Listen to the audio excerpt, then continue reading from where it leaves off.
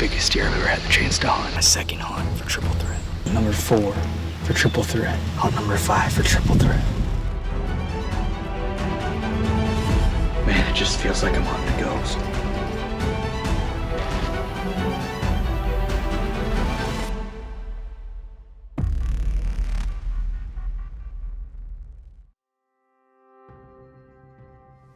Hey guys, welcome to this week's video. On this week's episode, I wanted to share with you guys a little bit of a brief story of a buck that I've been hunting for the last 3 years. This is a deer that I haven't shown hardly anyone. I kind of have kept him under wraps just because, I think most of it was just out of respect for the deer. He was kind of a once-in-a-lifetime type of animal, and so I just wanted to keep this quiet. And now that he is no longer living, I wanted to tell the story about this deer that I call Triple Threat. The story for Triple Threat started all the way back in 2023, and at the time I was filming for Bill Winke's bow hunting whitetails, and I was hunting the infamous flyer buck. Although I was having really good encounters with him, I couldn't help but notice this 3-year-old buck that was living on the farm. He was very active, kind of like most guys say, dead deer walking. This deer was covering ground like crazy all over the farm, and I really didn't know what he would turn into. I just knew he had super long tines, a really small drop tine, and when I was showing Bill the pictures of that deer that year, he just kept telling me, that deer has the potential to be something crazy. Those long tine young bucks seem to make really big jumps. And so the first encounter with Triple Threat was back in 2023. Carson and I were back in the woods, way deep in the timber, sitting in the bottom on one of my best spots in the farm, and I'll show you guys that hunt right now.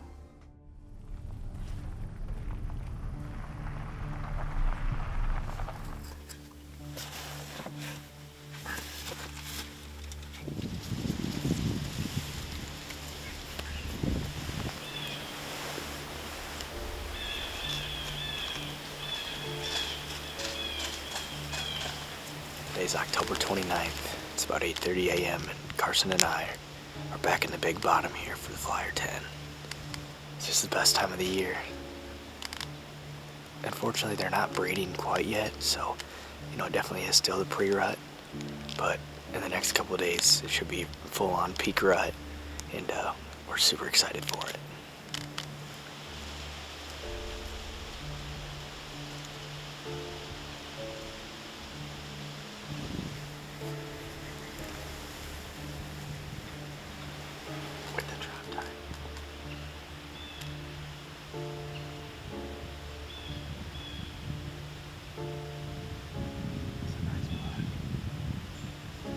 Oh, is it that tall one? That's what exactly what it is.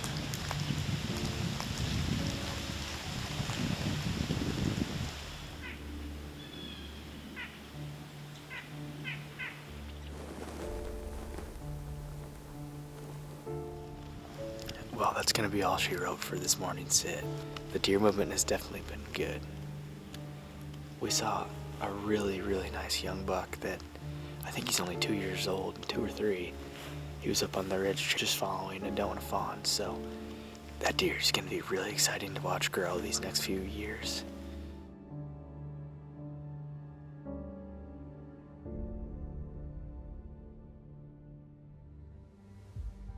So believe it or not, after that encounter, that was the last time that we saw that deer that year. He moved off the farm. I didn't get any more pictures of him after October 28th, no sheds, nothing like that. So that told me that that deer planned on living on that farm in the summer and early fall, and then he was going to leave to go somewhere else for his fall/rut range. So as we gathered that intel, obviously that buck was still living in the back of my mind. I wasn't really thinking about him much because I was hunting a mature, dominant buck in the flyer buck. And so pretty much my entire focus of that season was on that deer, and Triple Threat really slipped my mind. But after 2 close encounters, I still wasn't able to get it done on that deer, and we kind of rolled into the off season with one buck on my mind, and that was the flyer buck, and putting everything I could into finding him back and killing him the next year.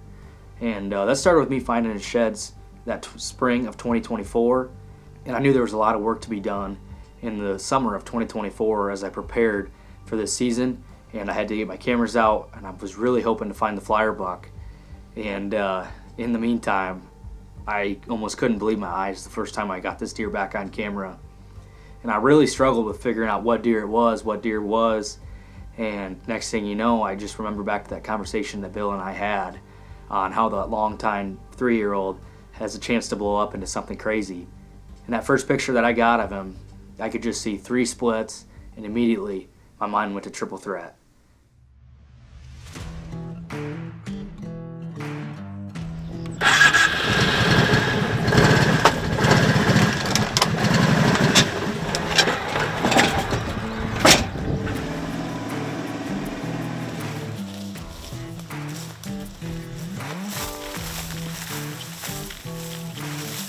Well, just got that camera hung.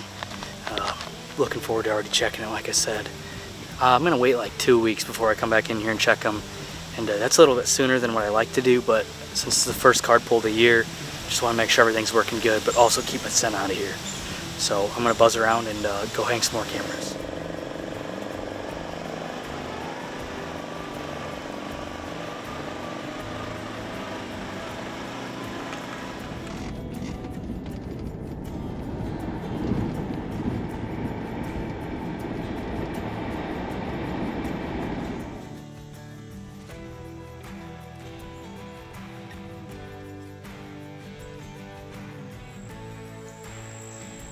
That deer just has everything a guy wants. Mass, tine length, splits, big brows. Oh man. Let the games begin.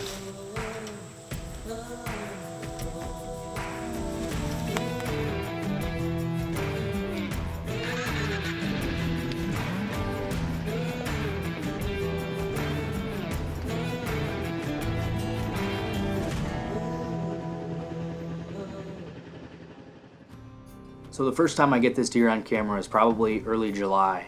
And at this point, a lot of the deer, they're not very developed, but you can get a pretty good gauge on what those deer are going to be, what kind of caliber of deer those are going to be for the fall. And right away, I knew that this buck was going to be something special. He looked like he had a lot of points, tines, kickers, pretty much the total package in terms of hunting big mature whitetail bucks. And at this point, I figured he was a 4.5-year-old deer. He was pretty active in the summertime. And all my focus went from getting trail camera pictures, because he was extremely active. I wanted to get out there and lay his eyes on him and see how he interacted with different deer that were in the field.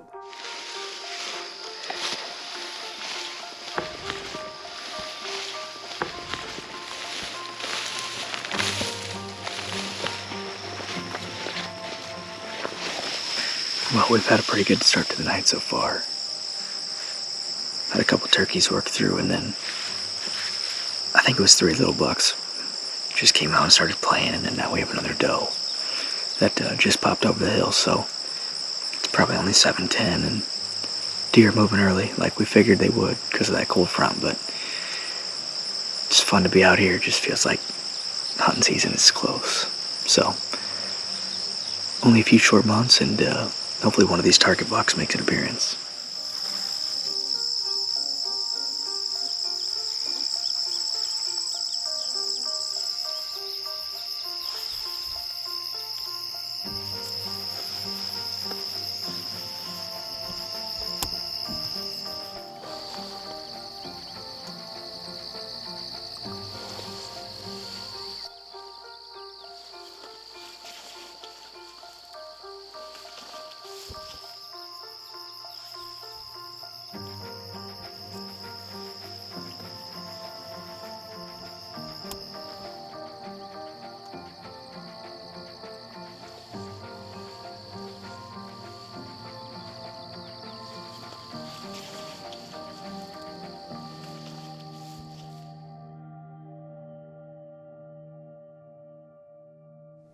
So after about 3 velvet filming sessions, I actually finally laid eyes on triple threat, and right after I started filming, of course, a coyote comes in and blows all the deer off the field, and so I was only able to get about 10 to 15 seconds of him. But one thing was for sure is that deer was extremely active, at least on the farm that I could hunt at that point in the season. From then on, my mind went all into how do I kill this buck in early October. I knew from years past that he liked to leave, and so I figured I'm going to put all my marbles into one basket and get extremely aggressive and target him on October 1st. The deer had been making daylight appearances on this bedding ridge 3 days before the season started, and so I figured this might be my best shot to kill this buck. Alright, well today is October 1st, and I am getting all set up for my first sit of the year here in Iowa, and it is a high anticipation one at that. The deer I'm in here to hunt tonight is far and away the biggest deer I've ever had the chance to hunt, so this is kind of his core area.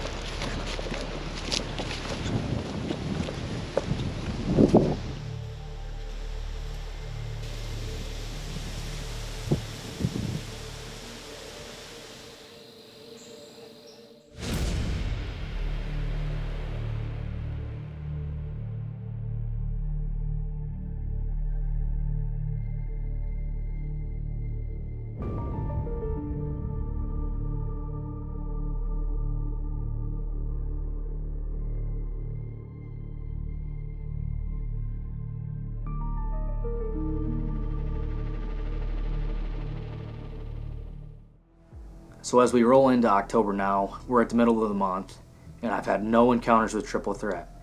I'm hunting my tail off, and it really feels like I'm chasing a ghost. I had 3 consecutive sits of seeing 0 deer at all, but that didn't matter to me because all I wanted to see was the one. Unfortunately, as I said, it just felt like I was chasing a ghost. I'd go somewhere, he would show up somewhere else. As soon as I was starting to lose hope, he would pop back on camera. And on the evening of October 12th, I went all in on a spot, hoping to see him. It seemed like he was moving his core area. So I went over there, and of course, he comes by 30 minutes after shooting light when I'm out of there. But that really told me one thing, is that deer was still in the area, and he didn't know that I had been hunting him. So I hadn't put any pressure on him to that point. I was getting aggressive, but I really wasn't blowing any deer, which made the chase that much more exciting. So as I get into October, in the back of my mind, I knew that deer had left the year before on October 28th. And I knew that potentially he was going to do the same thing year after year, and he was going to bounce out of that farm early and go somewhere else to rut. So I put all my eggs in one basket and got super aggressive all the way up until that date, and to the day, he completely disappeared and didn't return all the way back until November 17th of the same year. Although triple threat was gone, I now knew I had to shift my focus onto a different buck that was in the area, and so I went back to the flyer buck. The flyer buck is a super old deer, and I still had triple threat in the back of my mind. He was definitely my number 1 target, but just being realistic, I knew that triple threat did not live on the farm that I could hunt. But it makes it easy to pass these younger bucks, and so I was having a lot of really good encounters with younger deer, and I got a lot of questions on why I was passing those deer, and that was because I felt like I was hunting a once-in-a-lifetime deer in triple threat. And so I went all in on him, and the flyer buck was pretty much my only exception to the deer I was going to shoot. And I actually sat 55 times in 2024 and never saw one of my target bucks. So I don't know if I've ever hunted that hard in my life, but I did everything in my power to put as much time and effort into that deer as what I could.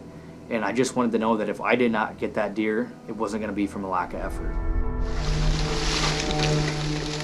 It is hunt number 4 for triple threat.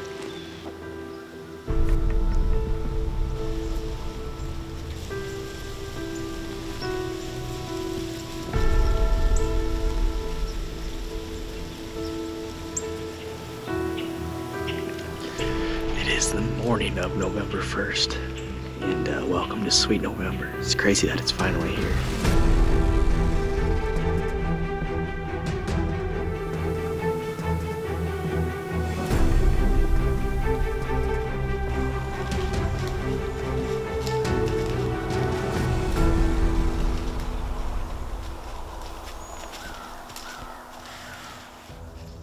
So after my grinder of a season, I knew that triple threat was still alive, or at least I thought he was. I hadn't heard of anyone shooting him in the area, and I knew a lot of people knew about this deer. And so now my goal was, can I attract this deer to come back and maybe drop his shed so I could pick him up? And unfortunately, that was not the case. I was not able to find his shed that year. I looked really hard. But in the meantime, I found a deer that I actually had recruited, and is without a doubt the biggest set of sheds that I've ever found in my life, and it's really going to be hard to top.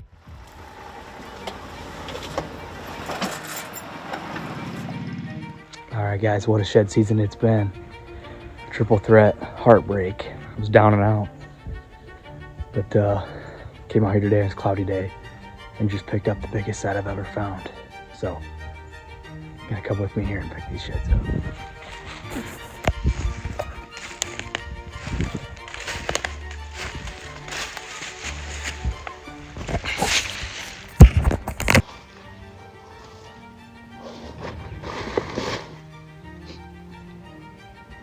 By far the biggest sheds I've ever found. Just an absolute giant buck. Absolute slammer. Mass is unbelievable. Let's go. This is an absolute slammer of a buck. Far and away the biggest side I've ever found. Just an absolute giant. So after I pick up those sheds, I know that that area has a lot of big deer, and so I just need to get to work. I've confirmed that Triple Threat is still alive and is hopefully going to make it into next year, and I found another giant buck that shed on the property that I could hunt. So I knew I had to do everything that I could to put all the resources into the farm to make this attractable for these bucks in early October before they leave. And doing that, I went extremely hard and went all out on food plotting that summer.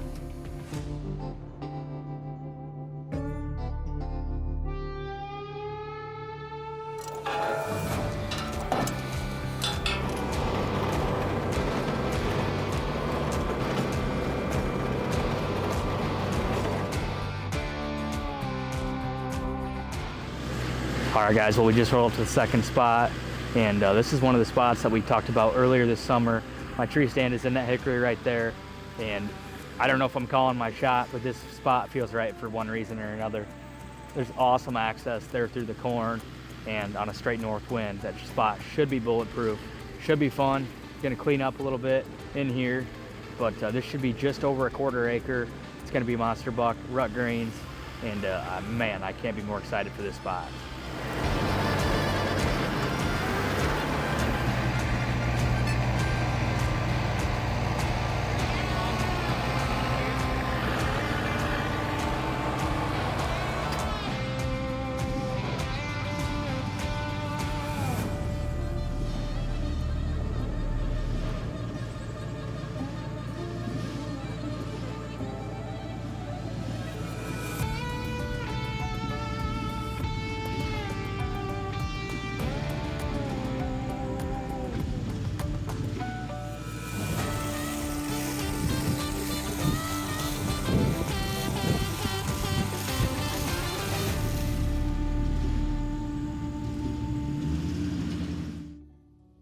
So after several days of planning, prepping, seeding, doing all the fun food plot stuff, the seed is in the ground and my food plots are growing, and who shows up but none other than Triple Threat. This year he's added serious mass. He's actually cleaned up a little bit from his previous frame, but he still has those twin flyers and the infamous 3 splits. And once again, that's all I can think about. This deer is eating me alive. He's there all the time in the summertime. And I think I have the perfect plan in place for this deer to stick around and hang out for an early October kill. As we get into September, we get into the infamous velvet shedding time, and I was just crossing my fingers and holding my breath that I get a picture of Triple Threat shedding velvet and hanging out on the farm that I can hunt and hardhorn. Unfortunately, after September 7th this year, Triple Threat disappeared completely and had moved to his rut range already. And I was really hoping that the deer was going to continue to do the same thing from 3 to 4 to 5. And unfortunately, he just decided to bounce out of that farm for whatever reason about 45 days earlier than what he had in the past, which really gave me no chance to hunt this deer at all this 2025 season. But I definitely held out my hopes, and I went into early October thinking that, potentially there's a chance that Triple Threat will come back and I'll have a really good encounter with him on one of the plots that I worked hard on in the summertime. But unfortunately, that was just not the case. That deer was MIA, and immediately my mind thinks the worst. I don't know if he died from EHD or if something other crazy happened or just a natural death. But one thing was for sure, and that's Triple Threat was not on the farm. And on the morning of October 29th, I remember getting a text, and definitely took the wind out of my sails, but it was a hunter with a picture of Triple Threat, and he had successfully arrowed him the night before. And man, what a world-class deer. I think he was in that 208 to 210 range, somewhere in there, maybe low 200s. I didn't get the exact score, but that was just an extremely fun chase. And I can't help but just to be appreciative for the opportunity to chase that deer and to chase deer of that caliber. That's my absolute favorite thing in the world. And if any of you guys know me, you probably know of Triple Threat and how much that deer took up my mind and took up a lot of my life in the years of 2024 and 2025. I tried to do everything possible to attract and recruit that deer to stay on the farm and just to give me one opportunity at him with the bow. And unfortunately, that's just not how it shook out. And that's kind of the fun part about hunting these wild deer is, although you can do everything that you seemingly think is right, there's still no guarantees, and they definitely have a chance to go off and move somewhere else. And that's exactly happened. But like I said, I think that's what makes this so fun. And so I just really appreciate the chase for Triple Threat, and I wanted to tell you guys the story. I think it kind of ties my seasons together in 2024 and 2025 a little better, just because of how selective I was being, knowing that I've had a world-class deer and the chance to hunt that deer over those 2 years. So it definitely was a fun, extremely fun chase. It was so frustrating. I mean, like I said, I think I ended up sitting close to 80 times without seeing that deer from 2024 and 2025 before finding out that he was dead. And man, what a chase it was. And one thing I learned in this chase is just how individual these deer are. There's absolutely no guarantees in hunting a wild animal. And although I really, put it in my mind that he was going to do the same thing from 2023 to 2024 to 2025, and they flipped that right on my head, and everything I thought I knew, I figured out I didn't. So that deer moved off several miles in a new range, and one lucky hunter was able to wrap a tag around him and end the saga of Triple Threat. But man, what a chase it was. It just, like I said, I just wanted to tell you guys this story to give the deer the credit that they deserve, and just knowing how tough they are to get it done. But man, it was so fun. I'm just really looking forward to my next crack at a 200-inch deer, wherever that may be or whenever that might be. I just know how appreciative I'm going to be in that situation. But I appreciate you guys watching. Leave me a comment down below. What's the biggest deer you guys have ever had the chance to hunt, and how did that situation play out? I always like hearing big buck stories and knowing, so many times you see the trophies on the wall, but you don't hear about the ones that got away. And usually those are the stories to be told. So I appreciate you guys watching. Make sure to like and subscribe, and I'll see you next time.